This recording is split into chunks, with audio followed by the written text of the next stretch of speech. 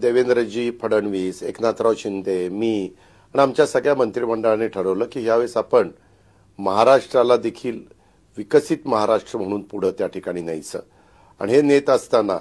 आपली जीडीपी हे पण वाढला पाहिजे। आपण ज्यावेळेस केंद्र सरकार $5 ट्रिलियन पर्यंत जाऊ इच्छितात त्यावेळेस त्याच्यामध्ये आपला हिस्सा $1 ट्रिलियन देशातला एकूण हिस्सापैकी आपला स्वतःचा असला पाहिजे आणि तशा पद्धतीने मग काय करावं लागेल तर आम्ही यावेळेस अर्थसंकल्प सादर करत असताना 7,20,00,000 कोटीचा अर्थसंकल्प सादर केलेला आहे। पॉप्युलेशनचा विचार करता देशातला हा सगळ्यात मोठा अर्थसंकल्प आहे, पण लोकसंख्या 22 लाख का काहीतरी उत्तर प्रदेशचा अर्थसंकल्प 8 लाख कोटीचा पुढे आहे, आपला 7 लाख कोटीचा आहे आणि आपल्या इथं लोकसंख्या त्यांच्या तुलनेमध्ये माझ्या माहितीप्रमाणे बऱ्यापैकी कमी आहे आणि त्यामुळं ह्या सगळ्या लोकसंख्येचा विचार करता आम्ही संतुलित आणि एकंदरीत आर्थिक शिस्त लावणारा अर्थसंकल्प